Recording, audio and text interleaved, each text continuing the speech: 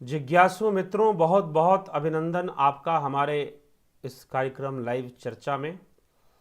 और आज हम फिर लाइव चर्चा आध्यात्मिक विषयों पर, उपनिषद के विषयों पर लेकर आपके समक्ष उपस्थित हुए हैं। और आज का जो विषय है, सूक्ष्म शरीर, पंचभूत और कर्मों से रहित है आत्मा, कर्मों से परे है आत्मा। तो आत्म तत्व को समझाने का बहुत ही गूढ़तापूर्वक जो कार्य है वो उपनिषदों में ही हुआ है। उपनिषदों का मुख्य विषय ही आत्मा है। तो मित्रों, आज हम यही चर्चा आज लेकर यहाँ आए हैं, इस पर चर्चा करेंगे और आपके प्रश्नों पर भी चर्चा करेंगे। जो पहले से जो मित्र प्रतीक्षा कर रहे हैं, लकी आहूजा जी, अवनी भट्टाचार्य जी, दुष्यंत चौहान जी, अनिल कुमार जी, अवी लिम्बाशिया जी, कमलेश उपाध्याय जी, राजू पाल जी, प्रदीप यादव जी, महेश राम पिस्ता जी, जोंती दत्ता जी, रवि कुमार जी, बलवंत सिंह गोहिल जी, फिर हिरेन सप्रिया, चलिए जो भी नाम है, सपारिया, जय श्री कृष्ण जी, दिनेश शर्मा जी, सुधीर जमवाल जी, जगत नारायण जी, देवरतन जी। तो आप सभी का बहुत बहुत अभिनंदन है। जो भी मित्र अभी जुड़े, जिन्होंने कमेंट किया, उन सबको बहुत बहुत स्वागत, अभिनंदन। माधुरी कोले जी, आप सभी को, और जो जुड़ेंगे आगे इस चर्चा के अंतर्गत। तो आज हम उपनिषदों के 8वें श्लोक पर चर्चा करेंगे। ईशावास्य उपनिषद के 8वें श्लोक पर चर्चा 6ठे 7वें पर हमने किया था, 8वें पे आज चर्चा होगी।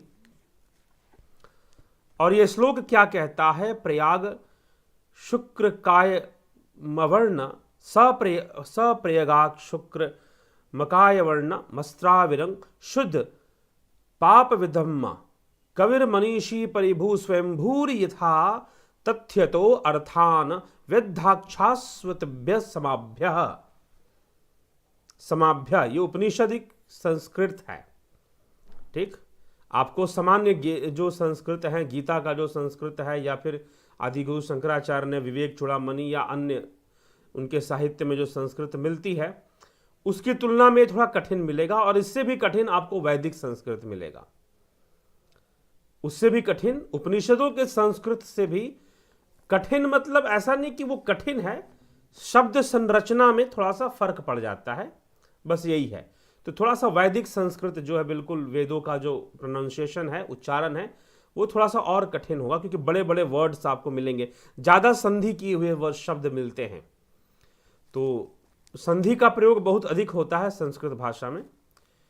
तो यही चीज़ है। और शब्दों की संरचना ऐसे होती है जिससे कि संधि होती है, ज़्यादा, अधिक से अधिक संधियाँ हो जाती हैं। तो वो व्याकरण, अगर मैं अभी थोड़ा सा ये समझाने लगूँ, थोड़ा सा एक छोटा, मैं भी कोई बहुत जानकार हूँ संस्कृत व्याकरण का, ऐसा तो नहीं है, लेकिन फिर भी पढ़ते पढ़ते बहुत कुछ जो थोड़ा बहुत जो जाना है, उसी में से कुछ बातें कभी और करेंगे इस विषय में। चलिए, तो सह यहाँ पर लिखा गया, स प्रयागाक्षु कर्म कायम व्रण वस्त्राविरम शुद्धम पाप विधम्म कविर मनीषी परिभु स्वयंभूर याथा तथ्यतो अर्थान व्यदधाक्षास्वतिभ्य समाभ्य। अर्थात वह महापुरुष, सह उसके लिए कहा जा रहा है, शुक्रम परम तेजोमय, सूक्ष्म शरीर से रहित है, अकायम, अकायम अर्थात काया से रहित, सूक्ष्म शरीर से रहित है। वह जो आत्मा है, जिसकी चर्चा पीछे के श्लोकों में भी की गई है कि वह शोक रहित है, वह घृणा रहित है, उस जो आत्मा को जानने वाला, जो उस आत्मा को, परम पुरुष को जान लेता है, पुरखम महांतम आदित्य वर्णन तमसः परस, आदित्य वर्णम पुरखम महांतम तमसः परस्तात, ऐसे करके जो यजुर्वेद के अंदर मंत्र आता है, वेदामेतम पुरखम महांतम आदित्य वर्णम तमसः परस्तात तमे विदित वाति अमृतमेति नान्य पंथा भिदते यनाय, इस प्रकार से मंत्र आता है। तो पुरखम महानतम, जो महान पुरुष है, जो महान पुरुष है, उसके लिए कहा गया, उस आत्मा के लिए कहा गया, उस आत्मा के लिए को ही कहा गया। तो यहां पर भी वही कहा जा रहा है, सह, वह जो आत्मा है, परम तेजोमय अकायम, सूक्ष्म शरीर से रहित है, अर्थात सूक्ष्म शरीर से परे है। आवरणम छिद्र रहित और छत्र रहित है, अर्थात उसकी क्षति नहीं होती है, उसमें कोई छिद्र नहीं होता, कोई शस्त्र उसे भेद नहीं सकते हैं। नैनम छिंदंत शस्त्राणि नैनम दहति पावक न चैनम क्लदिंत्याप न शोक्यति मारुता, कि ना तो वायु उसे सुखा सकते हैं, ना ही जल उसे गीला कर सकते हैं, ना ही अग्नि जला सकती है, ना वायु उसे सुखा सकता है, और ना ही शस्त्र उसे छेद सकते हैं। तो यहां उसी का आश्रय लेकर यहां पर भी छिद्र रहित और क्षति रहित आत्मा के लिए लिखा जा रहा है। शिराओं से रहित अर्थात पंचभूतों से रहित, पंच तन्मात्राओं से भी रहित। पंच तन्मात्राएं और पंचभूत तो इंद्रियों के विषय हैं, इसीलिए पंच तन्मात्राओं पंचभूतों से रहित है वह, इसीलिए लिखा गया कि पंचभूतों से भी रहित है। तो इस एक श्लोक में ही बहुत सारी बातें स्पष्ट की जा रही है। फिर लिखा जा रहा है अपाप विद्धम्म, अपाप विद्धम्म अर्थात शुभाशुभ कर्म संपर्क शून्य वह आत्मा को प्राप्त हो जाता है। शुभाशुभ कर्म संपर्क शून्य मतलब कि शुभ अशुभ जो कर्म है इन दोनों से भी परे, शुभ कर्म से भी परे और अशुभ कर्म से भी परे, क्योंकि कर्म चाहे शुभ हो कर्म चाहे अशुभ हो तो शुभ अशुभ कर्म उसका फल तो आएगा ही आएगा। कर्म चाहे शुभ हो कर्म चाहे अशुभ हो उसका फल तो आएगा ही आएगा। ठीक, तो शुभ और अशुभ कर्म से जो परे है, तो शुभ अशुभ कर्म से जो परे है वह आत्मा है। तो आत्मा सूक्ष्म शरीर से परे, पंचभूतों से परे, तन मात्राओं से परे और फिर शुभ अशुभ कर्मों से भी परे है। तो कुछ लोग कहते हैं ना कि नहीं, जो अशुभ कर्म हो रहे हैं पाप कर्म हो रहे हैं वह ईश्वर की मर्जी से नहीं हो रहे हैं, ईश्वर की मर्जी से नहीं हो रहे हैं, और जो अच्छे कर्म हो रहे हैं वो ईश्वर की मर्जी से हो रहे हैं। तो फिर यह भी बात आ जाएगी कि संसार में ऐसा भी बहुत कुछ होता है जो बिना ईश्वर की मर्जी के हो जाता है। तो इसीलिए इस विषय को, क्योंकि आपने ईश्वर और गॉड को एक समझ लिया है, आपने ईश्वर और गॉड को एक समझ लिया है, परंतु ईश्वर इज नॉट गॉड, परमात्मा इज नॉट गॉड। ठीक, परमात्मा कोई गॉड नहीं है। तो इसीलिए जो उपनिषद विरोधी आत्मा की परिभाषा, उन्होंने अपना आत्मा बना लिया। वास्तव में वो विदेशी षड्यंत्र मात्र है। ऐसी बड़ी बड़ी संस्थाएं हैं जिसके पीछे आप पड़े हुए हो, अपूर्णतः वेद विरोधी विचारधारा से आप जुड़े हुए हैं, और इसीलिए साधना की वो परिपक्वता कभी आप छू ही नहीं पाते।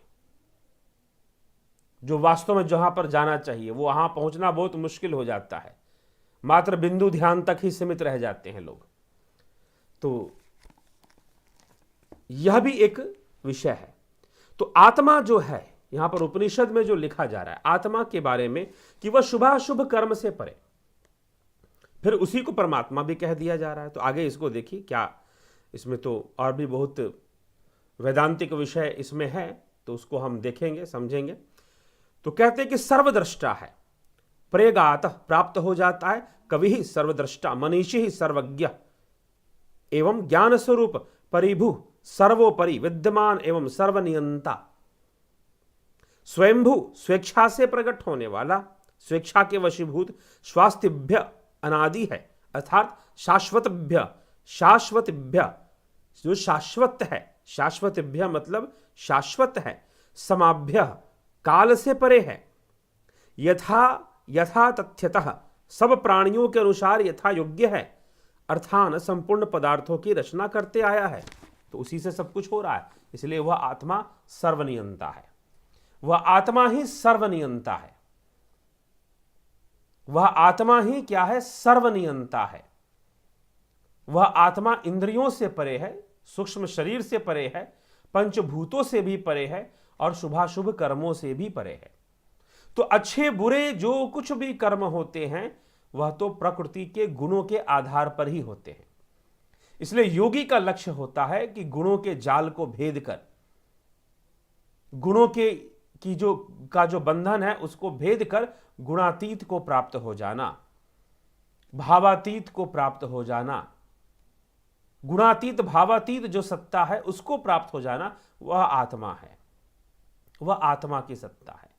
तो सूक्ष्म शरीर कोई आत्मा नहीं है। सूक्ष्म शरीर तो वह है जो मृत्यु उपरांत इस शरीर का त्याग कर देता है। वह फिर भी रहता है, सूक्ष्म और कारण की अवस्था बनी रहती है।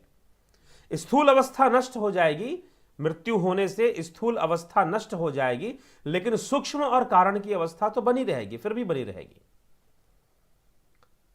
तो सूक्ष्म शरीर पुर्यष्टक है। जो पुर्यष्टक है, पुर्यष्टक मतलब 8 अंग हैं उसके, सूक्ष्म शरीर के, वही अष्टधा प्रकृति के का परिणाम भी वही सूक्ष्म शरीर है। तो सूक्ष्म शरीर पुर्यष्टक है, अर्थात कर्मेंद्रियां, ज्ञानेंद्रियां, पंचमहाभूत, पंचप्राण, अंतःकरण, चतुष्टय, कामना, कर्म और अविद्या, ये 8 तत्व, कर्मेंद्रियां, ज्ञानेंद्रियां, पंचमहाभूत, पंचप्राण, अंतःकरण, चतुष्टय, कामना, काम, कर्म, अविद्या, इन तीनों को लेकर क्या बन जाता है? सूक्ष्म शरीर बन जाता है। तो यह 8 को लेकर, ये 8 हो गए, अभी मैंने गिन के 8 बताए, तो इन 8 को लेकर क्या बन जाता है? सूक्ष्म शरीर बन जाता है, और जिसे हम पुर्यष्टक कहते हैं। पुर्यष्टक उसे कहा गया, विवेक चूड़ामणि के अंतर्गत उसे पुर्यष्टक कहा गया है।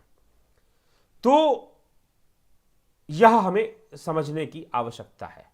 तो मित्रों, यह भी ये जानने की आवश्यकता यही है कि हम पुर्यष्टक जो सूक्ष्म शरीर है वह आत्मा नहीं है, वह आत्मा नहीं है। आत्मा तो उसका भी नियंता है, आत्मा तो उसका भी नियंता है, उस सूक्ष्म शरीर का भी नियंता आत्मा है, उसको भी चलाने वाला आत्मा है। तो आत्मा उससे भी परे है। इसीलिए आत्मा पंचभूतों से भी परे है और आत्मा शुभाशुभ कर्मों से भी परे है। आत्मा को ना कर्म से लेना देना, ना कर्म फल से लेना देना। ठीक, तो उसी के विषय में फिर उसे सर्वज्ञ, सर्वद्रष्टा, सर्वव्यापी भी साथ में लिखा गया है इसी श्लोक के अंतर्गत। और शाश्वतभ्य, शाश्वतीभ्य, शाश्वतीभ्य मतलब जो शाश्वत है, समाभ्य, समाभ्य मतलब काल से परे है। ठीक, यथा तथ्यतः सब प्राणियों के कर्मानुसार यथा योग्य है, अर्थात सब प्राणियों के कर्मों अर्थात जो जैसा कर्म कर रहा है वो उसी के में उसके साथ ही वैसे ही है, उसमें वह उसके साथ ही ऐसे ही है। ठीक, तो मित्रों, यह हमें इसलिए ये जो शब्द है यथात योग्य, कि जो जैसा है, जिसमें जैसी योग्यता है वह उसके साथ वैसा ही है। कोई भी जीव है, वृक्षों में भी आत्मा है, जीवों में भी आत्मा है, आत्मा भी सर्वव्यापी है, तो फिर पर्वतों में, नदियों में भी आत्मा है, सर्वज्ञ है। तो जो जैसा है उसके साथ वह वैसा ही है। तो जो आत्मा तत्व को नहीं जानते वह उसको नहीं जान सकते। बाहरी दृष्टि से, इंद्रिय दृष्टि से, इंद्रिय अनुभूतियों से आत्मा को नहीं जाना जा सकता, इसलिए वह इंद्रियातीत है, इसलिए वो इंद्रियातीत है। इसी के आधार पर तो निर्वाण अष्टकम क्या लिखा गया? निर्वाण अष्टकम के अंतर्गत मनोबुद्धि अहंकार चित्तानि नाहम, ठीक ना, मनोबुद्धि अहंकार चित्तानि नाहम, ना मैं मन हूं, ना ही मैं इच्छा हूं, मनोबुद्धि अहंकार, ना बुद्धि हूं ना मन हूं। तो फिर हो क्या भाई? क्योंकि जो भी हम चिंतन करते हैं वह मन बुद्धि से ही तो करते हैं ना। तो निर्वाण अष्टकम में आदि गुरु शंकराचार्य जो वर्णन करते हैं वह क्या है? वो ये लिखते हैं, मनोबुद्धि अहंकार चिद्दादि नाहम न च श्रोत्र जिह्वे न च घ्राण नेत्रे न च व्योम भूमि न तेजो न वायु चिदानंद रूपम शिवोहम शिवोहम न च प्राण संज्ञो न वै पंचवायु न वा सप्त धातुर्न वा पंचकोश न वा कपानीपादौ न चोपस्थपायु चिदानंद रूपम शिवोहम शिवोहम न मे द्वेष रागौ न मे लोभ मोहौ मदे नैव मे नैव मात्सर्य भाव न धर्मो न चार्थो न कामो न मोक्ष चिदानंद रूपम शिवोहम शिवोहम न पुण्यम न पापम न सौख्यम न दुखम न मंत्रो न तीर्थम न वेदा न यज्ञ अहम भोजनम नैव भोज्यम न भुक्ता चिदानंद रूपम शिवोहम शिवोहम न मे मृत्यु न मे जाति भेद पिता नैव मे नैव माता न जन्मो न बंधुर न मित्र गुरुर्नैव शिष्य चिदानंद रूपम शिवोहम शिवोहम अहम निर्विकल्पो निराकार रूपो विभुतवाच सर्वत्र सर्वेन्द्रियाणाम सदा मे समत्वम न मुक्तिर्न बंध चिदानंद रूपम शिवोहम शिवोहम। इस प्रकार से निर्वाणाष्टकम की चर्चा मिलती है।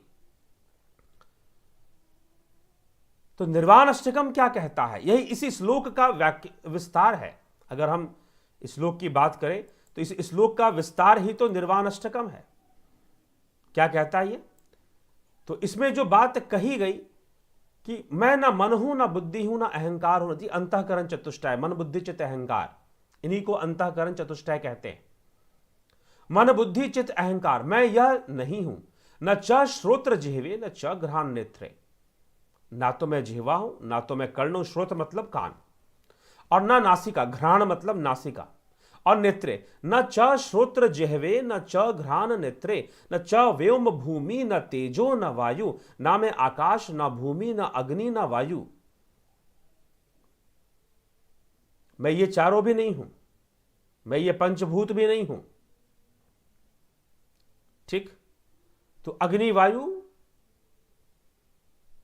भूमि आकाश, और ना मैं जल हूं। चिदानंद रूपम शिवोहम शिवोहम, ना पंचभूत ना अंतःकरण चतुष्टय ना ही ज्ञानेन्द्रियां, ये जो 5 ज्ञानेन्द्रियां श्रोत्र जिह्वा घ्राण नेत्र त्वचा, न च श्रोत्र जिह्वे न च घ्राण नेत्रे न च व्योम भूमि न तेजो न वायु चिदानंद रूपम शिवोहम शिवोहम। तो मैं इस प्रकार से, मैं तो शिव रूप हूं, मैं तो शिव स्वरूप हूं, मैं तो स्वरूप में ही हूं। तो मैं काल से भी परे हूं, मैं सर्वज्ञ भी हूं और शाश्वत भी हूं, स्वयंभू भी हूं, वो स्वयंभू ही है। न च प्राण संज्ञो न वै पंचवायु, ना मैं गतिशील न प्राण आधार न पंचवायु, 5 प्रकार के जो वायु बताए गए हैं, अपान व्यान उदान समान प्राण, ये पंचवायु हैं। तो न गतिशील, ना मैं गतिशील, न च प्राण संज्ञो न वै पंचवायु न वा सप्त धातु न वा पंचकोश, ना मैं सप्त धातु हूं ना मैं पद पाणी न संगा अंतरंग ना ही 5 अंगा, मैं यह भी नहीं हूं, 5 अंग भी नहीं हूं मैं, कर्मेंद्रियां जो हैं। ना मैं पंचकोश हूं, पंचकोश आदिगुरु शंकराचार्य ने विवेक चूड़ामणि में पंचकोशों की चर्चा की है। अन्नमय कोश, प्राणमय कोश, मनोमय कोश, विज्ञानमय कोश, आनंदमय कोश, इस प्रकार से पंचकोशों की चर्चा आती है। तो मैं वह भी नहीं हूं। न वाकवाणी पादौ न चौपस्थ पायु, तो ना मैं वाणी रूपा हूं ना ही पंचकोश रूपा हूं। न वाक पाणी पादौ न चौपस्थ वायु चिदानंद रूपम शिवोहम शिवोहम, न मे द्वेष रागौ न मे लोभ मोह, ना मैं राग हूं ना द्वेष ना मोह ना लोभ ना नेह, प्रेम भी मैं नहीं हूं। लोग कहते कि प्रेम हो गया, प्रेम ही ईश्वर है, जी ना, यहां जो ब्रह्म की चर्चा हो रही है मैं वैसा नहीं हूं। ना मदे नैव मे नैव मात्सर्य भाव, मद मत्सर ना अहंकार विकार, ना मैं ना मेरे को ना ममता, ममता रूप भी मात्सर्य भाव, मैं ममता रूप भी नहीं हूं।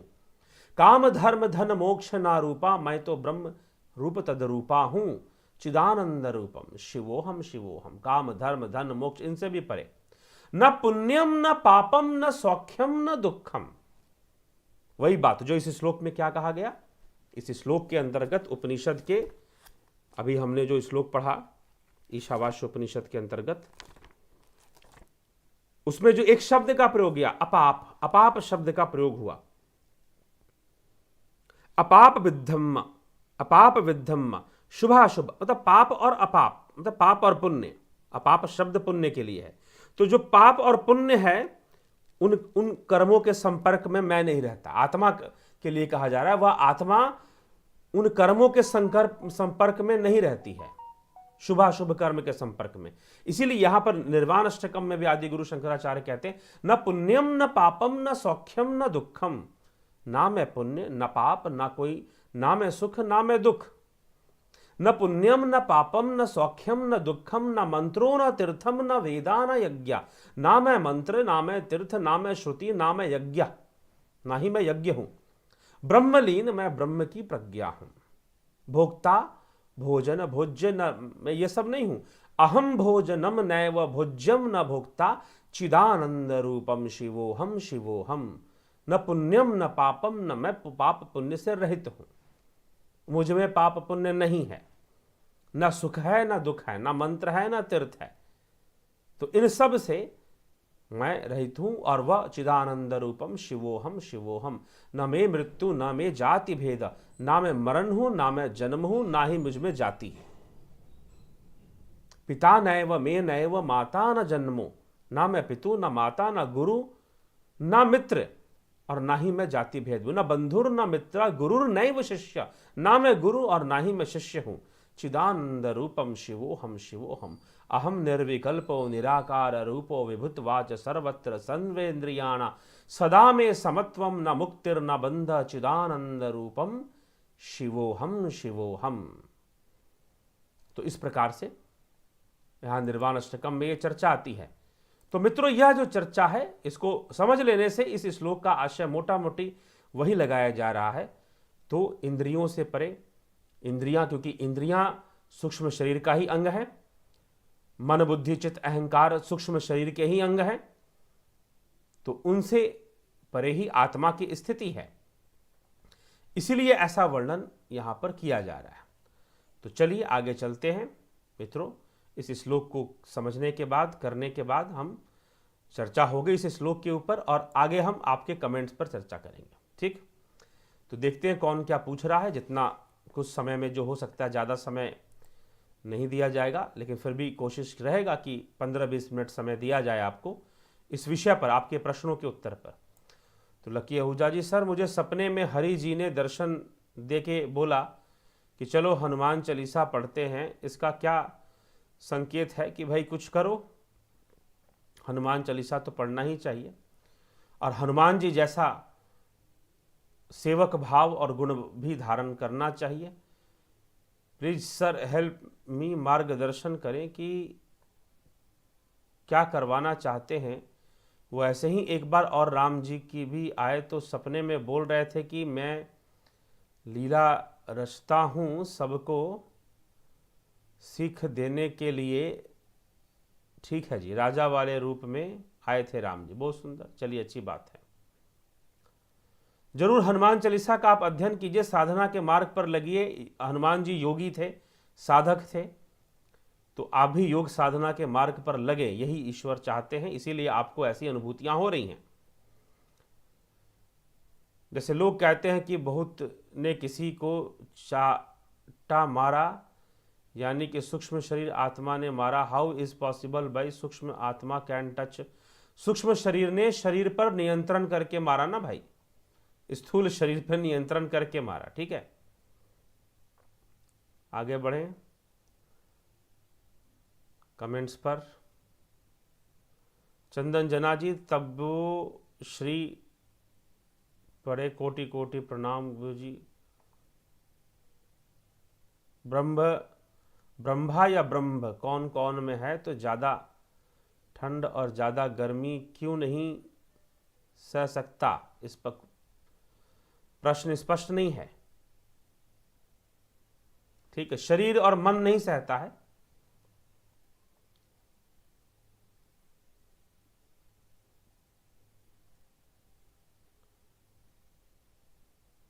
क्या आपके जानकारी में आत्मा का साक्षात्कार करने वाले योगी को जानते? कृपया नाम बताएं। नहीं पता जी नाम।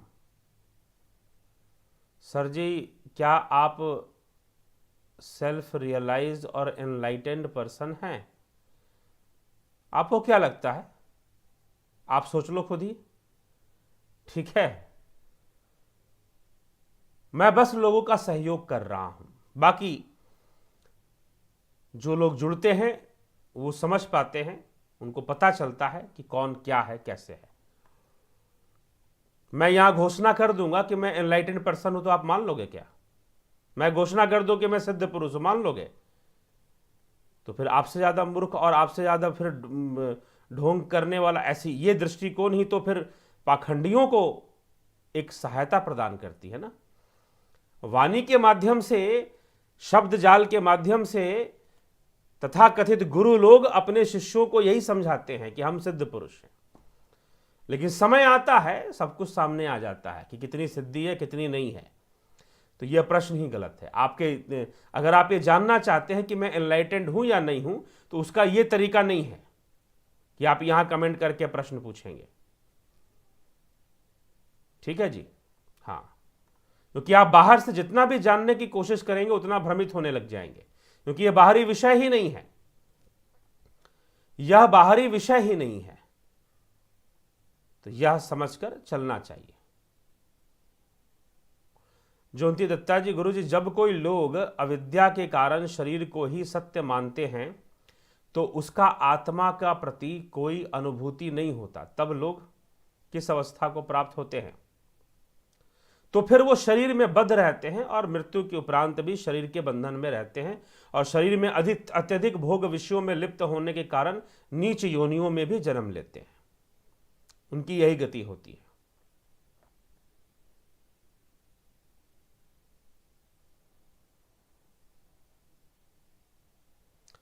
तरनजीत सिंह जी, गुरु जी, अर्जुन ने जो विराट रूप में करोड़ों सूरज का प्रकाश देखा था, वह कौन सा प्रकाश है?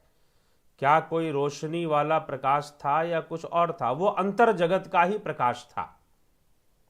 ठीक, वह आत्मा का ही प्रकाश था, परंतु आत्मा का प्रकाश होना और आत्मा होना, यह संपूर्ण जगत ही आत्मा है। पहली बात तो ये, वैश्वानर रूप में यह आत्मा ही तो है, तो वह आत्मा का ही प्रकाश था, बात सत्य है। लेकिन वह अंतर्मुखी होकर था, वो इन बाह्य इंद्रियों से नहीं था, लेकिन वह भी इंद्रियों से ही था और गुणवान ही था। अर्जुन ने जो भी देखा वह सगुण अनुभूति थी। यह स्वयं 12वें अध्याय में कृष्ण ने कहा है।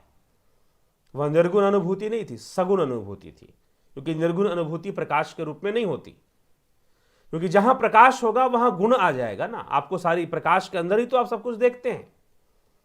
आप जो भी दुनिया संसार देख रहे हैं प्रकाश में ही तो देख रहे हैं। तो इसीलिए वह जो उसने जो कहा, प्रकाश ही नहीं देखा, भगवान का विराट रूप भी देखा साथ में। तो इसीलिए वो सगुण अनुभव था अर्जुन का, जो कि योग ऐश्वर्य रूप था। और श्री कृष्ण ने कहा कि मेरे योग ऐश्वर्य रूप। योग ऐश्वर्य का क्या मतलब है? जो योग के द्वारा जाना जाए, योग करते हुए जाना जाए, जो योग के द्वारा प्रकट हो जाए। तो भगवान कृष्ण ने अर्जुन को योग विद्या प्रदान की, तो योग के माध्यम से ही अर्जुन को वह सब दिखाई दे रहा था, योग के माध्यम से। इसलिए उसे योग ऐश्वर्य। ऐश्वर्य का क्या मतलब है? भगवान ने कहा योग ऐश्वर्य रूप। जो श्लोक आता है, दिव्यम ददामि ते चक्षु पश्यमय योगमैश्वरम, मैं तुझे दिव्य चक्षु प्रदान करूंगा और तू मेरे योग ऐश्वर्य रूप का दर्शन करेगा। मैं तुझे दिव्य चक्षु प्रदान करूंगा और तू मेरे योग ऐश्वर्य रूप का दर्शन करेगा। यह श्री कृष्ण अर्जुन से कह रहे हैं। तो यह जो बात श्री कृष्ण ने अर्जुन से कहा कि योग ऐश्वर्य रूप, तो योग सिद्धि, योग ऐश्वर्य का मतलब योग सिद्धि। ऐश्वर्य मतलब सिद्धियां, सिद्धियों को ऐश्वर्य कहा गया है। तो योग ऐश्वर्य, योग सिद्धियों से जो रूप प्रकट हो रहा है। तो श्री कृष्ण ने जो अर्जुन को दिखाया, अपनी योग सिद्धि से दिखाया, अपनी योग सिद्धि से दिखाया, और उस योग सिद्धि से जो दिखा वह सगुण था। वह क्या था? वह सगुण था। तो सगुण रूप का ही दर्शन हुआ था प्रकाश रूप में भी, यह भी समझना चाहिए। निश्चय ही वो अंतर जगत का आत्मा का ही प्रकाश है। आत्मा कह लीजिए उसे, या फिर जीव आत्मा कह लीजिए, उसका प्रकाश है। ठीक, तेज है, वो तेजस लोक का प्रकाश है। जो हिरण्य गर्भ लोक है ना, वो तेजस लोक है, तो उसको हिरण्य गर्भ लोक कहते हैं। तो हिरण्यमय पराकोश है। तो अभी उपनिषदों में भी उसकी चर्चा आ जाएगी। ठीक, तो इस पर हिरण्य लोक की चर्चा आ जाती है। हिरण्य भगवान, ऐसे तो सूर्य को भी कहा जाता है, लेकिन हाँ, वो सूर्य का ही एक वो सूक्ष्म लोक है ब्रह्मा का, वो ब्रह्मा का सूक्ष्म लोक, उसे तेजस लोक कहते हैं। अभी मांडुक्य उपनिषद पे जब हम चर्चा करेंगे, पहले ईशावास्य उपनिषद, फिर केनोपनिषद, फिर कठोपनिषद, ऐसे करते करते मुंडको, फिर मांडुक्य पर हम आएंगे। तो उसमें तेजस लोक का वर्णन है, तेजस लोक। तो तेजस लोक जहां तेज है, तो उसे इसलिए वो तेजस लोक का प्रकाश है। कौन से लोक का प्रकाश है वो? तेजस लोक का प्रकाश। ऐसा नहीं कि अर्जुन ने देखा, कोई भी देख सकता है। अभी हमारे यहां पर ऐसे मित्र हैं, ऐसे लोग हैं, ऐसे फॉलोवर हैं कई जगहों से आपको, जो कि ध्यान करते हुए बहुत प्रकाश देखते हैं और बिना किसी सपोर्ट के वो बहुत ही प्रकाश की अनुभूति करना शुरू कर देते हैं। तो अंतर्घट, जैसे सूर्य प्रकट हो गया, जैसे गोल रिंग जैसा सूर्य का तेज प्रकाश दिखाई दे रहा हो ब्लैक होल की तरह, और कुछ इस तरह से बहुत ही अद्भुत दृश्य दिखाई देने शुरू हो जाते हैं घट के भीतर। तो जो जुपिटर मेंबरशिप, सन मेंबरशिप से जुड़कर कई लोग हैं जो ऐसे ध्यान साधना कर रहे हैं, तो ऐसी कई दिव्य अनुभूतियां वो अनुभव में उनके आने लग जाती हैं। ठीक है मित्रों, तो यह अर्जुन ने देखा था, आप भी देख सकते हैं। कुछ लोग दावा करेंगे नहीं, वो अर्जुन ने देखा, कृष्ण ने कहा, कोई नहीं देख सकता। अरे भैया, गीता सही से पढ़ो। 11वें अध्याय के आखिरी श्लोक में ही श्री कृष्ण कह देते हैं कि जो पूरी ईमानदारी से, भक्ति पूर्वक, श्रद्धा पूर्वक प्रयास करता है, वह मेरे इस रूप को देख सकता है। ये श्री कृष्ण ने श्लोक में कह दिया और हमने अपनी गीता व्याख्या में इसको बोला भी है। तो उस श्लोक पर भी हम, आप कहेंगे तो चर्चा हो सकती है, लेकिन प्रश्न उससे संबंधित नहीं है, तो विषय कहीं और चला जाएगा। तो इसीलिए वह जो प्रकाश देखा वह तेजस लोक का प्रकाश है। ठीक, जो आपने पूछा कौन सा प्रकाश? तेजस लोक का प्रकाश। शिव को सत्य या सनातन या कॉन्शियसनेस क्यों कहते हैं? तभी तो उसे शिवम क्यों कहा जा रहा है? शिवो हम, चेतना के रूप में ही शिव को यहां जाना जाता है। शिवम परम चैतन्यम, शिव ही तो परम चेतना है। ठीक, अजय सांबवाल जी प्रणाम। मैं सुधीर जामवाल, कृपया कर मुझे पर मित्र अजय कल्कि अवतार के बारे में आपके अमृत बाणी से सुनना चाहते हैं कि क्या अवतार हो गया है और मुझे क्या करना चाहिए। सुनिए, वही कल्कि अवतार के बारे पर जो वीडियो जो बनाई गई है वह उसी विषय पर है।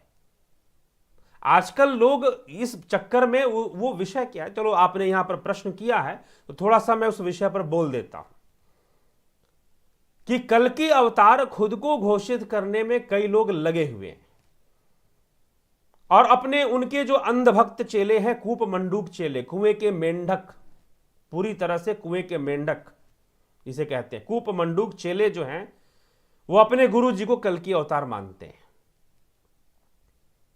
ठीक, तो इस प्रकार से कल्कि अवतार अब आश्रम खोल के बैठ गए। अब तो इतिहास में तो ऐसा नहीं लिखा गया कि वो आश्रम खोल के बैठेगा कल्कि अवतार। ठीक है, वो फॉलोवर बनाएगा, जी नहीं, वो तो राजा की तरह होगा। उसका तो स्वरूप साधु सन्यासियों वाला बताया ही नहीं गया है। तो इसीलिए यह भी एक चीज है। और दूसरी बात क्या है कि मान लीजिए कि कल्कि अवतार आ गए तो आप क्या करेंगे? आप क्या करेंगे? थोड़ा सा इतिहास भी तो पढ़ो कि कोई गुरुजी यह कह देंगे कि वो कल्कि अवतार है, उनके चेले प्रचार करने में लगे हुए हैं कि ये कल्कि अवतार हैं, तो क्या आप उन्हें कल्कि अवतार मान लोगे? आप, यही तो समस्या है ना कि हमें पुराण और इतिहास क्यों दिया गया है कि उन घटनाओं से हम थोड़ी शिक्षा भी ले। सबरी ने क्या किया? भगवान राम ने अवतार ले लिया, तो क्या सबरी आई अयोध्या में राम से मिलने? क्या केवट आए अयोध्या में राम से मिलने? क्या सुतीक्ष्ण आए अयोध्या में राम से मिलने? जी नहीं आया कोई। राम को जाना पड़ा, कृष्ण को जाना पड़ा। ठीक है, तो आप क्या करेंगे अगर कल्कि अवतार आ भी गए? ईमानदारी से अपने कर्तव्य कर्म की पालना करो, क्योंकि श्री कृष्ण गीता में क्या कहते हैं? निष्काम कर्म योग करो, निष्काम कर्म योग करो। अगर तुम कर्म योगी हो, कल्कि को चलकर तुम्हारे पास आना पड़ेगा, कल्कि को चलकर तुम्हारे पास आना पड़ेगा। ठीक है, इस बात का चिंता मत कर लो कि कल की अवतार कब होगा कब नहीं होगा। तुम अपना कर्म करो। तुमने सीखा क्या कृष्ण अवतार में? जो भगवान जो उपदेश दे रहे हैं श्रीमद् भगवत गीता के माध्यम से, क्या ग्रहण किया? समस्या देखो यहीं पर है, आप कृष्ण को मानते हो, कृष्ण की नहीं मानते। और जब तक यह समस्या रहेगी तब तक भयंकर समस्या होगा। और मैं बता दूं, इसीलिए मैं ऐसे तथाकथित वक्ताओं और गुरुओं को मैं बिल्कुल ना सुनता हूं ना किसी को कहता हूं, जो सीधा दूसरों को गालियां देने से ही अपना प्रवचन शुरू करते हैं कि तुम अंधे हो, ये हो, हिंदू सोया गया है, ये गया है। भैया मतलब कि तुम जागे हो, सारी दुनिया सो रही है। कुछ लोग इस भावना से ग्रसित रहते हैं। ठीक है, तो दूसरों को इन्फीरियरिटी देने में जी नहीं। अमृतस्य पुत्रा जागृत प्राप्य वराणी बोधत। हे अमृत के अधिकारीगण, तुम अमृत के अधिकारीगण हो भाई। तुम्हारे अंदर स्वयं ब्रह्म है, तुम स्वयं ही ब्रह्म स्वरूप हो। तुम अपने आप को जानो, स्वयं को जानो, इस प्रक्रिया से जुड़ जाओ। कल की अवतार कब आएगा कब नहीं आएगा इस चक्कर में पड़े हुए तो तुमसे बड़ा कोई मूर्ख नहीं है। या तो तुम भी कुछ मार्केटिंग कर लेना चाहते हो कल की अवतार के नाम पर। ठीक है, 4 लोगों को मूर्ख बना लेना चाहते हो, यही बात फिर मानी जाएगी। जब कृष्ण जो उपदेश दे रहे हैं गीता के अंतर्गत, उस उपदेश को छोड़कर तुम कल की ढूंढने निकले हो। ठीक है, यही सबसे बड़ा पाखंड। अगर कोई तुम्हें गुरु कल की ढूंढने निकाला और खुद को ही कल की प्रमाणित करने में मैं तर्कों से, अब तर्क की कोई सीमा होती है क्या? तर्क की कोई सीमा होती है क्या? तर्कों से प्रमाणित कर लोगे कि मैं ही कल की हूं? ठीक है, तो यह सब नहीं होता। कर्तव्य कर्म की पालना करो, निष्काम भावना से कर्तव्य कर्म की पालना करो, स्वरूप में स्थित हो जाओ। तदद्रष्टु स्वरूपे अवस्थानाम, तदद्रष्टु स्वरूपे अवस्थानाम, अपने स्वरूप में जाकर स्थित हो जाओ, आत्म स्थित हो जाओ। यह तुम्हारे जीवन का लक्ष्य है। क्योंकि तुम आत्म स्थित होकर जो भी करोगे वो कल्याणमयी होगा। तुम युद्ध भी करोगे तो कल्याणमयी होगा। आत्मस्थित होने का मतलब यह नहीं है कि वो अपने कर्तव्य कर्मों को पालना नहीं करेगा। अर्जुन से तो कर्तव्य की ही पालना करवाई ना कृष्ण ने, वो भी निष्काम भावना से। तो राम आ गए तो शबरी ने क्या किया, केवट ने क्या किया? उन्होंने अपनी जगह पर अपना कर्म किया। तुम भी वही करो। ठीक है, अपनी जगह से अपना कर्म करो। केवट ने भी यही किया, शबरी ने भी यही किया, सब अपनी अपनी जगह पर उन्होंने। भैया वो तो ईश्वर कृपा होना प्रकृति का सिद्धांत है। अगर तुम कर्म करोगे, शुभ कर्मों को करोगे, तो कृपा तो तुम्हारे ऊपर हो ही जाएगी। तुम्हारे लिए विशेष रूप से भगवान आ जाएंगे। मीराबाई कलयुग में हुई, आज से 500 साल पहले जब तुलसीदास जी हुए।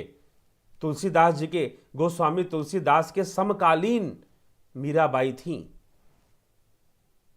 तो कृष्ण तो द्वापर में हुए ना, तो मीरा के लिए कैसे प्रकट हो गए फिर? अगर तुम्हारी भक्ति में शक्ति है तो कल की क्या, आज तक जितने भी अवतारी भगवान जो भी हुए सब प्रकट हो कर लोगे। तुम्हारे अंदर इतनी शक्ति है, तुम सबको अपने लिए प्रकट कर लोगे। अगर तुम्हारे अंदर तुम्हारी भावना एकाग्रता में एक ही भाव होना अगर तुम जानते हो, एक ही भाव अवस्था में पहुंचना जानते हो अपनी इच्छा शक्ति, अपने ध्यान अभ्यास से, तो सब तुम्हारे पास है। मैं तो हूं भगतन को दास, भगत मेरे मुकुट मणि, सुना है ना आपने? तो आप क्या हैं उसी पर निर्भर करता है कि आपके लिए कल की कौन है, कैसे हैं और क्या आप पर कृपा करेंगे। तो कल की आए चाहे ना आए, आप अपना ईमानदारी से कर्म कीजिए। हो सकता है कि आपके लिए पहले ही आ जाए। तो इसीलिए यह विषय उस समय भी यह विषय छेड़ा गया है, उसमें भी विस्तार से बताया गया है और अभी भी मैंने थोड़ा बहुत आपको बता दिया। चलिए इस विषय से अब अगले विषय पर चलते हैं। अभी लिम्बाशिया जी, जीव अपने वास्तविक रूप में होता है कि कोई ना कोई योनि धारण करता है। जीव किसी ना किसी योनि में होता है मनुष्य योनि से ही उसे मोक्ष मिलता है, मनुष्य जीवन से। इसीलिए कहा गया बड़े भाग मानुष तन पावा, सुर दुर्लभ सद ग्रंथ गावा, साधन धाम मोक्ष करी द्वारा, पाई न जही परलोक संवारा। बड़े भाग्य से मनुष्य जीवन मिला है, ठीक ना, बड़ी कृपा से मनुष्य जीवन मिला है। भाई प्रापत मानो के देहोरिया, गोविंद मिलन की यही तेरी बरिया, ठीक ना। तो बड़े भाग्य से मनुष्य जीवन मिलता है। बड़े भाग मानुष तन पावा, सुर दुर्लभ, देवताओं को भी दुर्लभ है, देवताओं को भी दुर्लभ है। साधन धाम मोक्ष करी द्वारा, यह मनुष्य का शरीर साधन है। जैसे कोई गाड़ी साधन होती है ना, आपको बाजार ले जाती है, आजकल आपको जाना है एक शहर से दूसरे शहर, ट्रेन से जाओगे, गाड़ी से जाओगे, कार से जाओगे, फ्लाइट से जाओगे, तो ये सारे साधन हैं। तो वैसे ही मनुष्य शरीर एक साधन है मोक्ष के लिए। तो साधन धाम, धाम भी है, यह मनुष्य शरीर धाम भी है। साधन धाम मोक्ष करी द्वारा, पाई न जही परलोक सवारा, ठीक ना। जिसने अपने परलोक को नहीं संवारा उनको दोबारा नहीं मिलेगा यह मनुष्य जीवन। परलोक कैसे संवरेगा? इस जन्म में कुछ योग करो, क्योंकि भोग तो सब करते हैं ना।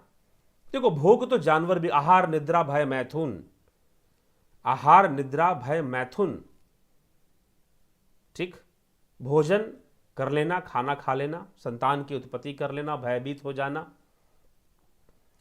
ठीक है, सो जाना, ये सारे जीव करते हैं। तो यह सारे कॉमन है सबके अंदर ना। Fooding, sleeping, fearing and sex, ये सारी चीजें सभी जीवन लोगों में कॉमन है, सभी जीवों में ये कॉमन है। तो मनुष्य के अंदर विशेष क्या है? योग, भोग नहीं, योग। इसलिए कहा गया धर्मो ही तेषाम अधिको विशेषु, धर्मे नहीं ना पशु भी समाना, कि धर्मो ही तेषाम, जिसके अंदर धर्म ही विशेष है। और धर्म क्या है? धर्मस्य तत्वम निहितम गुहयाम महाजनो येन गता सपंथा। धर्मस्य तत्वम निहितम गुहयाम, जो वह धर्म तत्व जो निहित है, गुहयाम है, हमारे हृदय में स्थित है, हृदय गुहा में स्थित है। धर्मस्य तत्वम निहितम गुहयाम महाजनो येन गता सपंथा, वह पंथ है, वह मार्ग है असली, वहां धर्म बैठा हुआ है, वहां से धर्म का ज्ञान होगा, आत्म साक्षात्कार से अंतर्मुखी होकर धर्म का ज्ञान होगा। तो जिसके अंदर धर्म ही विशेष है वो मनुष्य है, जो योग करना जानता है वह मनुष्य है, अन्यथा भोग तो सभी कर रहे हैं।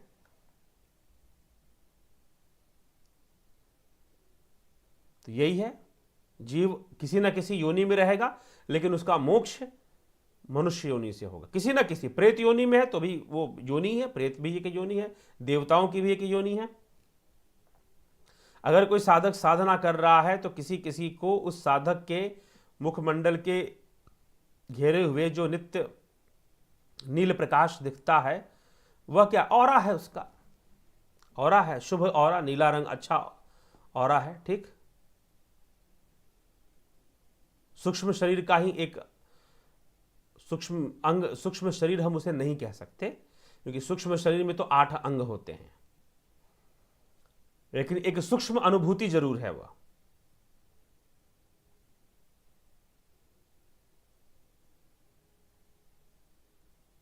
कोई नास्तिक अगर पूछे कि भगवान है कि नहीं, तो उनसे क्या ठोस कारण दें? कोई नास्तिक अगर पूछे कि भगवान, नास्तिक कौन है? पहली बात तो ये, वह जो वेदों में विश्वास नहीं करता नास्तिक है, जो वैदिक मत को नहीं मानता, वेदों में विश्वास नहीं करता, वह नास्तिक है। बस भगवान है कि नहीं, यह तो आप सोचिए कि कैसे आप उसको समझाएंगे कि भगवान है कि नहीं। आप नहीं कहकर भी समझा सकते हैं, आप यह भी कह सकते हैं कि भगवान है, और आप यह भी कह सकते हैं कि भगवान नहीं है। मैं तो उसे यही कहूंगा कि भगवान नहीं है, लेकिन फिर भी मैं उसे घुमा फिरा के ले आऊंगा अपनी जगह पर। तो यह तो व्यक्ति की समझने की आवश्यकता है। जब हम वैसा शास्त्र अध्ययन होगा तो निश्चय ही हम उसके माध्यम और अपनी अनुभूति, हम अपने आप में हमने क्या जीवन में जाना है, हम भी भगवान को बस मानते हैं या जानते हैं। एक होता है मानना, एक होता है जानना। मानने को तो आप कुछ भी मान लो, जो नहीं है उसको भी माना जा सकता है, लेकिन जानना मतलब नॉलेज। तो आपने भगवान को माना है या जाना है? अगर जाना है तो बताइए कि यह जानने का विषय, ये एक्सपीरियंस का विषय, भगवान को मानने का विषय नहीं है। जाने बिनु ना होए प्रतीति, बिनु प्रतीति होए नहीं प्रीति, बिनु प्रीति ना भक्ति दृढ़ाई, जिमि खगपति जल की चिकनाई। तो जाने बिना विश्वास नहीं, प्रतीति नहीं, प्रतीति के बिना प्रेम नहीं। तो जानने का विषय है। जो व्यक्ति को परमात्मा अपनी इच्छा से दर्शन देते हों, वो दृश्य दिव्य चक्षु से होता है। जो हम दिव्य चक्षु से निराकार रूप का दर्शन करते हैं, क्या दिव्य चक्षु से निराकार रूप का दर्शन नहीं होता? ठीक, दिव्य चक्षु से निराकार रूप का दर्शन नहीं होता भैया। निराकार रूप का दर्शन ही नहीं होता, वह मात्र तुरीय अवस्था में प्रतिबिंबित होता है। वह शून्यता का अनुभव है, विचार शून्यता का अनुभव, कुछ नहीं का अनुभव है वह। तो इसीलिए अतुलनीय है, तुलना नहीं कर सकते। तो अतुलनीय है तो शब्दों में, तर्कों में उसकी चर्चा भी नहीं आ सकती है। तो इसलिए निराकार रूप का दर्शन दिव्य चक्षु से नहीं होता। भगवान कृष्ण, तो अभी तो आप शायद प्रारंभ से नहीं सुन रहे इस वीडियो को, इस पर चर्चा हुई है कि भगवान ने जो दर्शन दिया, दिव्य चक्षु अर्जुन को दिया और जो दिखाया वह सगुण था, निर्गुण नहीं था।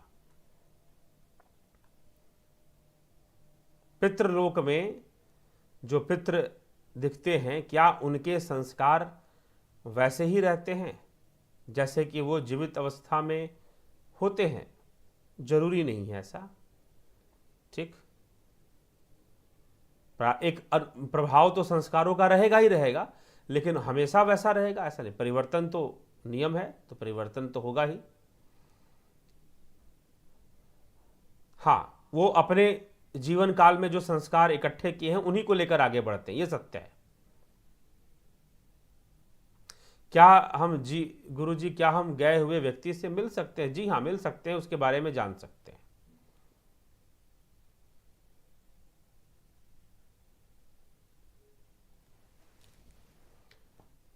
आत्मा क्या है?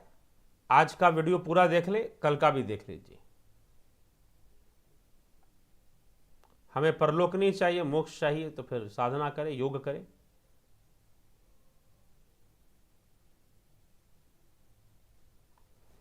सविता भजन जी, गुरु जी कुछ हाफ मेरी भी करो, मतलब समझ में नहीं बात आई। हेल्प मेरी भी करो शायद कहना चाहती, कुछ हेल्प मेरी भी करो। जी हाँ, बताएं किस संदर्भ में। आप व्यक्तिगत रूप से संपर्क करें, कुछ व्यक्तिगत आपकी कोई जानकारी लेना चाहते हैं तो व्यक्तिगत रूप से संपर्क कीजिए।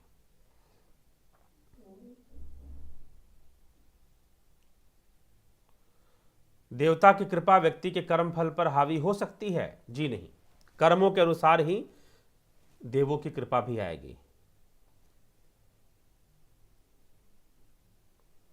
Do Madhavi Sharma ji, do hell and heaven really exists? Some say it is on the planet Earth only.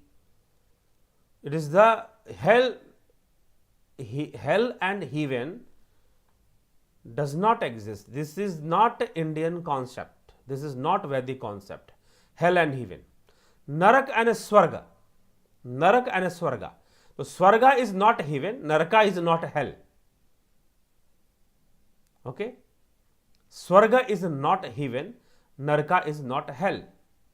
तो पहले तो आप ये समझ लीजिए कि स्वर्ग का मतलब हेवन नहीं होता और हेल का मतलब नरक नहीं होता, नरक का मतलब हेल नहीं होता। यह तो अपभ्रंश है और गलत ज्ञान लोगों को दिया गया है। ठीक है, अंग्रेजी प्रभाव में, गुलामी के प्रभाव में यह ज्ञान दे दिया गया कि स्वर्ग का मतलब हेवन होता है। स्वर्ग इज डिफरेंट थिंग। और देवता जो है वो कोई एंजल नहीं है, देवता कोई एंजल नहीं। देवता तो प्रकृति की शक्तियां हैं भाई, भाव रूप हैं, देवता शब्द रूप हैं। ठीक, तो उनको आप इससे कंपेयर नहीं करना चाहिए हेवन हेल से। तो हेवन एंड हेल वो एग्जिस्ट करता है। अगर आप हमारे उसमें आएंगे तो सब कर्मों का फल है। कोई अगर नरक में वास करता है तो नरक में अपने कर्मों से वास करता है। जो नरक में कौन जाता है? जिसको इस शरीर में आसक्ति है वो नरक में जाता है। जिसको देह आसक्तियां बनी हुई है, तो आप मान के चल लो कि जितने भी लोग मरते हैं वास्तव में 90% लोग नरकगामी ही होते हैं, नरक में ही जाते हैं। तो नरक में जाने में उन्हें कष्ट होगा अपने मोह के कारण, आसक्तियों के कारण, लेकिन जो बहुत ही अधिक पाप कर्मों में रहे उन्हें ज्यादा कष्ट भी होगा। इस प्रकार का भी वर्णन। तो वह कष्ट भोगने वाला जीव है, वह कष्ट भोगने वाला जीव है। तो जो अपने बुरे कर्मों का फल भोगता है वह नरक है। तो जब आपने यह कहा कि यह दोनों इस प्लैनेट पर ही एग्जिस्ट करते, दिस इज ऑल्सो राइट, यह बात भी सही है, क्योंकि इस जन्म में भी तो कर्मों का फल आपको मिलता है। इस जन्म में भी तो आपको कर्मों का फल मिलता ही है। तो इस कारण से आपका यह कहना भी सही है कि पृथ्वी पर ही नरक और स्वर्ग है, क्योंकि कर्मों के फल रूप में। लेकिन इस शरीर को त्याग करने के बाद भी, क्योंकि शरीर मरता है, जीवात्मा नहीं मरती, जीव नहीं मरता, वह नहीं मरता, इसीलिए उसे अपने कर्मों का फल इस शरीर को छोड़ने के बाद भी मिलेगा। उसे अपने कर्मों का फल इस शरीर को त्याग करने के बाद भी मिलेगा। तो फिर वहां भी नरक स्वर्ग तो रहेगा। और इस प्लैनेट पृथ्वी पर अगर हम कहना चाहें कि नरक स्वर्ग है, जी हां, तो कर्म फल के रूप में यहां पर भी नरक और स्वर्ग है। तो इसीलिए therefore swarga is not heaven, naraka is not hell. Guruji please पितृलोक में जो पितृ हैं इस पर वीडियो बनाएं क्या? देखिए सुनिए, आपका कोई व्यक्तिगत प्रश्न है, पितृलोक से बनाया जा चुका है, पहले इस पर चर्चा हुई है। तो पितृलोक से अगर आपको कोई जानकारी विशेष चाहिए तो आप निश्चय ही आप चर्चा कर कर इस पर जानकारी लीजिए, व्यक्तिगत रूप से भी।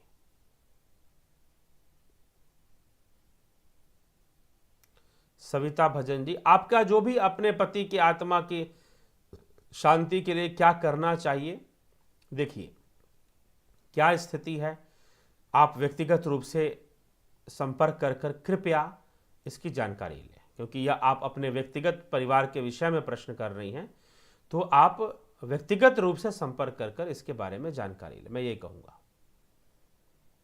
रमेश व्यास जी, आत्मा सो परमात्मा, आगे यह विषय इसी उपनिषद में आ जाएगा। ठीक। Have you seen, Manoj Kumar Singh, have you seen the God? No, I never seen the God. Okay, तो आई हैव नो, ना ही मैं गॉड को दिखा सकता हूं, ना ही मैंने गॉड को कभी देखा है, बिकॉज हम यहां सनातन धर्म वैदिक टॉपिक पर चर्चा करते हैं। And there is no god in Vedas, there is no god in Vedas. तो प्रेत योनि में जीव क्यों सबको परेशान करता है? नहीं करते, सारे प्रेत नहीं करते भाई, क्यों ऐसा उनको बदनाम कर रहे हो? ठीक है, सारे प्रेत योनि में जीव क्यों सबको परेशान करता है? सबको परेशान नहीं करते, कुछ प्रेत अच्छे भी होते हैं, कुछ शैतानी बुद्धि के होते हैं, दुष्ट प्रवृत्ति के होते हैं, तो वो कुछ ऐसा करते हैं, सब नहीं करते। मैं ऐसे प्रेतों से मैंने ऐसे प्रेतों के बारे में बताया, बहुत अच्छे लोग होते हैं। ठीक है, तो कृपया ऐसा उन्हें बदनाम ना करें कि प्रेत योनि में जीव सबको परेशान करे, ऐसा नहीं है, ऐसा नहीं है। ठीक। हाँ, थोड़ा सा यह जरूर है ना, क्योंकि प्रेत योनि में भटकता कौन है? वही लोग भटकते हैं ना जो संसार की इच्छाएं कामनाएं अभी भी लिए हुए हैं, संसार की इच्छाएं कामनाएं अभी भी लिए हुए हैं। तो इसको इसीलिए वो भटकते हैं, फिर कामनाओं के वशीभूत ही भटकते हैं, तो कामनाओं की पूर्ति हेतु दूसरों को परेशान करते हैं। ठीक, उनको अब बेचारे सूक्ष्म शरीर में वो क्या खाएंगे, शरीर तो उनके पास है नहीं, तो जब उनको कुछ खाने का मन करता है, ठीक, बिरयानी खाने का मन किया तो किसी के शरीर पर आ गए, भाई चल बिरयानी खिला मुझको, तो इस तरह से वो, तो क्या है, यही नरक योनि है। अभी नरक स्वर्ग की चर्चा चल रही है, यही तो नरक है, आसक्तियां बनी हुई हैं तो नरक है।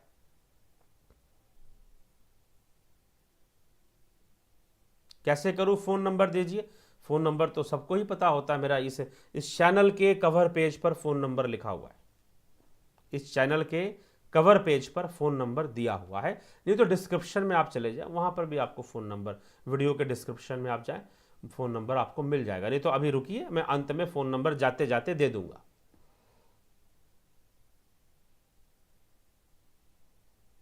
गुरुजी माफ़ करें मगर आज आप रोज़ की तुलना में ज़्यादा प्रसन्न लग रहे हैं। जी ऐसा कुछ नहीं है, हाँ थोड़ा सा मैं प्रसन्न, एक बात बताऊं, क्योंकि 2 दिनों से नेट कनेक्शन का प्रॉब्लम, जैसे ही मैं यहाँ पर आता और लाइव पर क्लिक करता वो इंटरनेट ही नहीं चलता था। इंटरनेट पता नहीं क्या 2 दिन से ऐसा लगातार हुआ है, तो आज ऐसा नहीं हुआ, तो थोड़ी सी मुझे इस बात की प्रसन्नता है, और ऐसा कोई विशेष कोई कारण नहीं है। ठीक है, आज इंटरनेट काफ़ी प्लेन एक धारा में बहता हुआ अपना चल रहा है। कल भी और परसों भी ये समस्या आई थी कि कनेक्शन करते ही लाइव का, पहले से कनेक्टेड था, लाइव का कनेक्शन जैसे ही मैंने किया वैसे ही मेरा इंटरनेट जो है वो डिस्कनेक्ट हो गया। कल भी हो, फिर रिकनेक्ट हो नहीं रहा था जल्दी, तो मुझे बड़ा दुख हो रहा था इस बात का कि भाई मैं समय से यहाँ उपस्थित नहीं हूँ, लाइव में थोड़ा सा ये दिक्कत हो जाती है।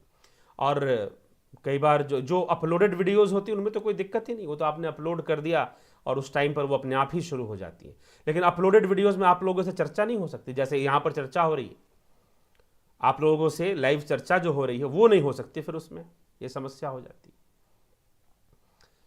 तो किसी दिन तो चर्चा ही, मैं तो किसी दिन आपको 9 बजे के लाइव में सोच रहा हूँ कि सिर्फ प्रश्न उत्तर ही की, किसी दिन सिर्फ प्रश्नों का ही उत्तर, कोई विषय नहीं, ओनली उत्तर चलेगा। चलिए चलते हैं।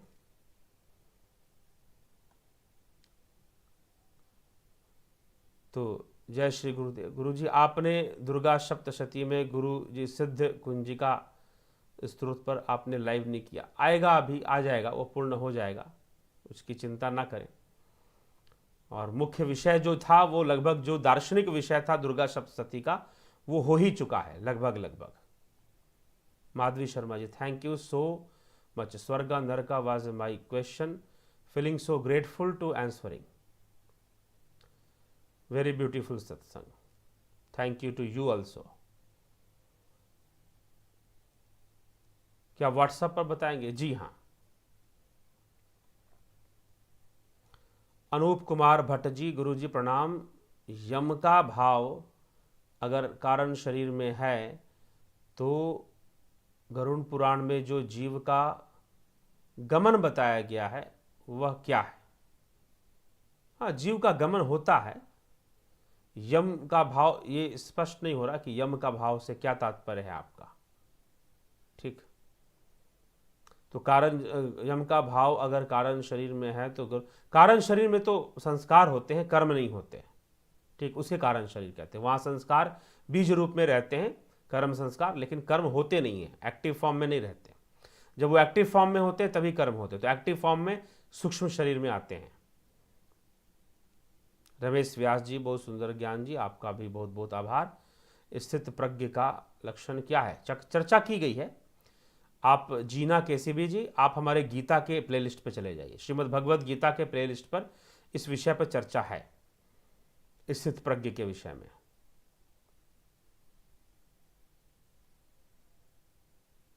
यम अगर भाव है तो स्थूल शरीर में जो गरुड़ पुराण है, यम अगर, हाँ यम भाव ही है, यह संपूर्ण संसार ही भावना मात्र है। थोड़ा सा पीछे वीडियो में जाइए, इसका एक्सप्लेनेशन दिया हुआ है। संसार ही भावना मात्र है, सब कुछ तो देवता भाव रूप शब्द रूप ही है। ठीक, तो यम भी आएगा तो भाव रूप में ही आएगा। सब कुछ, आपके माता पिता भाई बहन सब कुछ भाव रूप में है। इस जितना भी आप संसार देख रहे हैं वह सब भाव रूप में ही अनुभव गम्य है। ठीक, तो यम इंद्र आदि कोई देवता उस भाव रूप से अलग नहीं है। देवता क्या आत्मज्ञानी होते हैं? हो भी सकते हैं, किसी किसी के लिए ऐसा कहा जा सकता है, क्योंकि देवता वैसे वैदिक देवता जो हैं जीवनदायिनी शक्तियां ही देवता है। ठीक, उसमें जो दे रहा है, कोई जन्म देने वाला है, कोई मृत्यु देने वाला, वह भी देवता है। प्राण देने वाला वह भी देवता है, अन्न देने वाला वह भी देवता है, विद्या देने वाली वह भी देवी है। कल उनकी पूजा है, बसंत पंचमी, माँ सरस्वती की पूजा होती है उसमें, तो वह भी देवी है, वो विद्या की दात्री है। इसलिए नदी जल देता है, जीवन देता है, नदी भी देवी है। हिमालय भी देवता है, नीम का पेड़ भी देवता है, वह भी जीवन दे रहा है। वनस्पति भी देवता है, मंत्रों के अंदर वनस्पति भी, हमारे वैदिक मंत्रों में वनस्पति को भी देवता माना गया है। ठीक है, तो देवता आत्मज्ञानी होते हैं, यह देवताओं का विषय नहीं है। आत्मज्ञानी होना मनुष्य का विषय है। अगर देवता आत्मज्ञानी होते तो देव योनि में मोक्ष हो जाता ना, फिर देव योनि में फिर मोक्ष हो जाता। लेकिन देव योनि में मोक्ष नहीं होता, मनुष्य योनि में मोक्ष होता है। इसीलिए दुर्लभ है मुमुक्षता को प्राप्त होना, मनुष्यता को प्राप्त होना दुर्लभ है। दुर्लभम त्रयमे वेत देवानुग्रह हेतुकम, देवताओं को भी दुर्लभ है। क्या दुर्लभ है? मनुष्यत्वम, मुमुक्षत्वम, महापुरुष संश्रय, ये तीन चीजें दुर्लभ है। ये तीन चीजें दुर्लभ हैं, तो इसलिए मनुष्यता को प्राप्त करना दुर्लभ है। तो देवता आत्मज्ञानी, हाँ, अगर कोई, जैसे भगवान कृष्ण ने कहा है कि योगी अगर योग भ्रष्ट हो जाता है, अथवा योग भ्रष्ट या अपने मार्ग को पूर्ण नहीं कर पाता है, उसकी मृत्यु हो जाती है, तो वह देव योनि में देवताओं के संग रहेगा और फिर अपने कर्मों के वशीभूत मनुष्य जीवन में आएगा और फिर अपना कल्याण करेगा, अपना मोक्ष करेगा अपनी साधना से।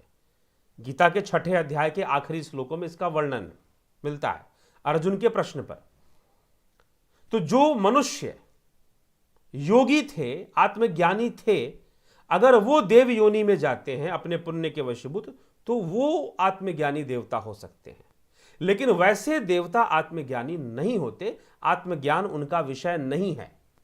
आत्मज्ञान मनुष्य का विषय है, इसलिए मनुष्य योनि को श्रेष्ठ बताया गया है।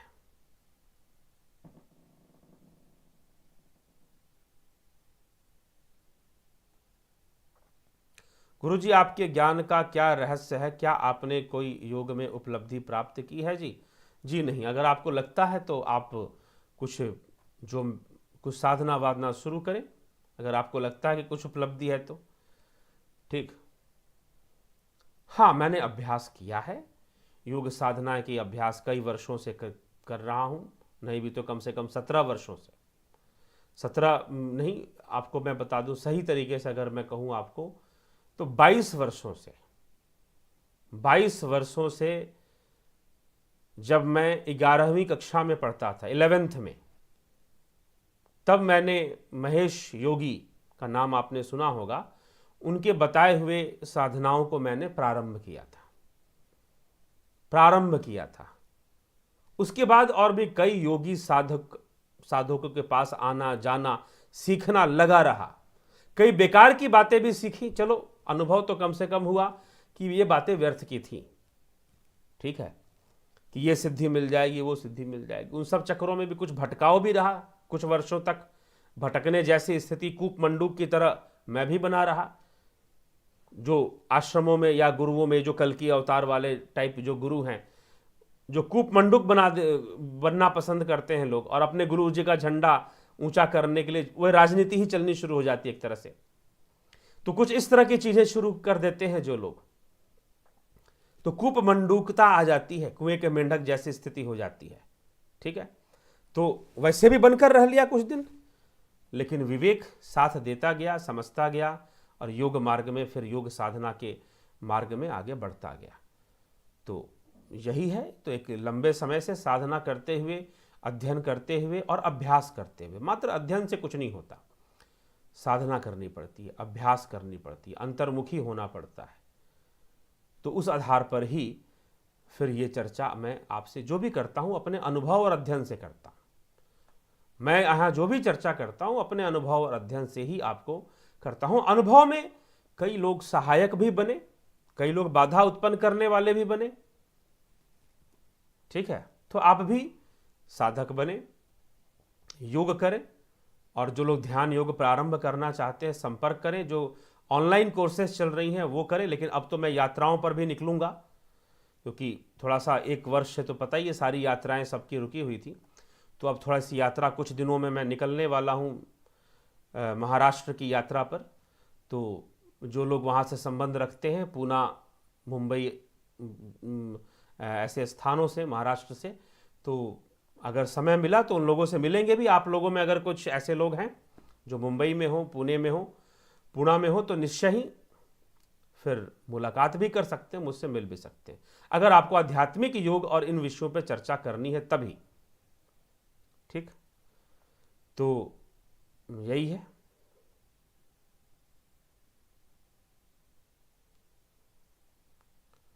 तो गुरुजी आपके ज्ञान का, हाँ ठीक है, हो गया। गुरुजी कलाएं 16 ही होती हैं या उससे भी ज़्यादा होती हैं, कृपा करो आचार्य जी। कोई देखिए, कलाएं जब सगुन में आ जाओगे तो फिर 16 कलाएं होती हैं, निर्गुण में तो कोई कला नहीं, वो तो अनंत है, अनंत कलाएं हैं फिर वहां पर। हरिओम कुसुम व्यास जी, अनूप कुमार भट्ट जी। तो गरुड़ पुराण में जीव की यात्रा क्या है? ठीक, जीव की यात्रा वही है जो गीता में है, जो गीता में लिखी गई है, यम यम वापि स्मरण भावम तस्तंते कलेवरम। उसी के आधार पर गरुड़ पुराण का विस्तार है। गरुड़ पुराण में उसी तथ्य का विस्तार है कि जीव जो है शरीर भी धारण करता है, अपने कर्मों के वशीभूत नीच योनियों में भी जाता है, नरक में भी जाता है, स्वर्ग में भी जाता है। ठीक है जी, लेकिन कर्मों का, इस धरती पर भी अगर जीव है तो अपने कर्मों का ही तो भोग कर रहा है ना। यहां पर भी वो कर्मों को भोग रहा है, वहां पर भी कर्मों का भोग करेगा, और अपने कर्मों के वशीभूत उसे तरह तरह की यातनाएं भी हो सकती हैं। ठीक, फिलॉसफी को समझिए, कथा कहानियों से नहीं, कथा कहानियों के पीछे जो छुपा हुआ दर्शन है वो समझना जरूरी है। जब तक दर्शन समझ में नहीं आएगा, कथा कहानियों से आप सनातन धर्म को नहीं समझ पाओगे।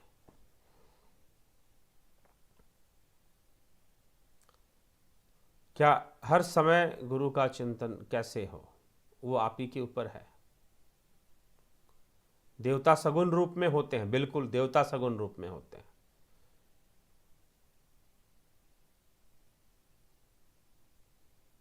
क्या हमारी आत्मा हमारे शरीर में साक्षी रूप में ही है? जी हाँ, हमारी आत्मा हमारे शरीर में साक्षी रूप में ही है।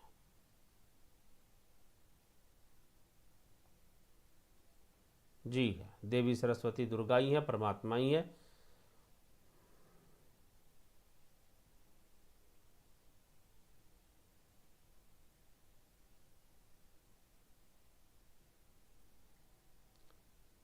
चलो ठीक है जी, साधना में भटकाने वाली बातें भी अंत में बहुत कुछ दे जाती हैं। हाँ, अनुभव दे जाती हैं। थैंक यू ऋषि गमेर टीवी जी, प्रशांत सिंह जी। मांडुक्य कारिका पढ़ाइए, मांडुक्य कारिका का विषय आएगा। चलिए आगे चर्चा होगी मांडुक्य कारिका पर भी। ठीक, जय श्री कृष्ण। लगभग आज काफ़ी समय दे दिया मैंने, बोला था 20-22 मिनट, लेकिन अच्छा समय मैंने आज दे दिया, मन किया, अच्छा लगा, कुछ प्रश्न भी अच्छे आए, चर्चाएं भी अच्छी हुई। चलिए मित्रों, इसी के साथ आज के इस चर्चा को यहाँ विराम देते हैं। बहुत बहुत आभार आप सभी का।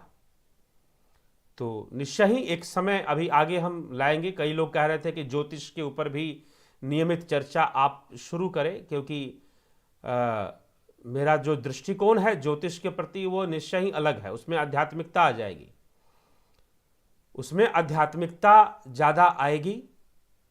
तो ज्योतिष को एक मटेरियल वर्ल्ड, मटेरियल दृष्टि से देखना, मतलब भौतिक दृष्टि से ज्योतिष, कई लोग हैं जो ज्योतिष विद्या को मात्र भौतिकता से देखते हैं, सांसारिक सुखों की दृष्टि से देखते हैं, भोग दृष्टि से देखते हैं। लेकिन आध्यात्मिकता से ज्योतिष के विषय को समझना वह भी जरूरी है। तो उस पर भी चर्चाएं आएंगी। और जो लोग जानना चाहते हैं, तो कभी जन्म कुंडली वगैरह दिखाना चाहते हैं, जानना चाहते हैं, तो आने वाले समय में आपको जरूर उस पर उत्तर भी दिया जाएगा, बताया भी जाएगा। आप संपर्क कर सकते हैं। तो व्हाट्सएप नंबर की बात चल रही थी, मैं दे देता हूं।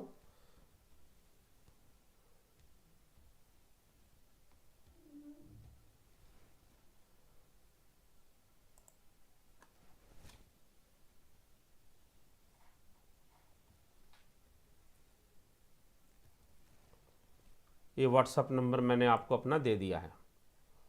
ठीक, तो आप देखिए, सुनिए, जो लोग भी संपर्क करना चाहते हैं पहले कृपया मैसेज करें, चाहे व्हाट्सअप करें, चाहे टेलीग्राम पर करें, चाहे टेलीग्राम व्हाट्सअप यही मैं ज़्यादातर यूज़ कर रहा हूँ। सिग्नल भी करता हूँ लेकिन उतना ध्यान उस पर नहीं देता, क्योंकि ज़्यादातर इसी में आ जाते हैं। और एसएमएस भी कर सकते हैं, अगर आपके पास दोनों सुविधाएं नहीं हैं तो सिंपल एसएमएस भी कर सकते हैं, लेकिन बिना समय लिए बात ना करें। कभी भी अपना मर्जी किया फ़ोन लगा दिया, जी नहीं। कई बार अनजान नंबर आता है तो मैं उठाता भी नहीं हूँ, जब तक मुझे कंफर्म ना हो जाए कि भाई ये व्यक्ति मेरा समय बर्बाद नहीं करेगा। और बिजी हूँ तो फिर जानकार का भी नंबर आए तो नहीं उठाता हूँ, व्यस्त हूँ तो इसीलिए संपर्क कर कर समय लेकर ही चर्चा करें तो बेहतर होगा। तो इसी के साथ मित्रों, कई बार ऐसे नंबर आते हैं, हिडन नंबर लिखा होगा, हिडन नंबर, कई बार सिर्फ कंट्री कोड होगा, नंबर नहीं होगा, नंबर गायब होगा, तो वैसे नंबर फिर उठाने का कोई प्रश्न ही नहीं उठता। तो कृपया करके आप बहुत ही सही तरीके से ही संपर्क करें और फ़ोन करें, ठीक है। और ऐसा मैसेज ही करें, कोशिश करें। व्हाट्सअप या फिर टेलीग्राम, व्हाट्सअप यूज़ नहीं करते क्योंकि कई बार लोग व्हाट्सअप को सुरक्षित नहीं मानते हैं, और है भी नहीं, ये बात सत्य है कि सुरक्षित नहीं है। तो अगर कोई आप चाहते हैं कि आप पर्सनल इश्यू पर चर्चा करना चाहते हैं तो आप टेलीग्राम पे कर लीजिए, ठीक। तो चलिए मित्रों, इसी के साथ विराम देते हैं। बहुत बहुत आभार आप सभी का जुड़ने के लिए इस चैनल के साथ। और अगर आपको लगता है इसकी गुणवत्ता, इस पे यहाँ पर होने वाली चर्चा मनुष्य को जीवन में आध्यात्मिकता की ओर प्रेरित करती है और जीवन जीने में सहायक होती है, जीवन को सरल बनाती है, बातों को और सरलता से समझने का अवसर आपको मिलता है, तो निश्चय ही सब्सक्राइब और शेयर भी किया करें अधिक से अधिक लोगों के बीच। बहुत बहुत आभार आप सभी का।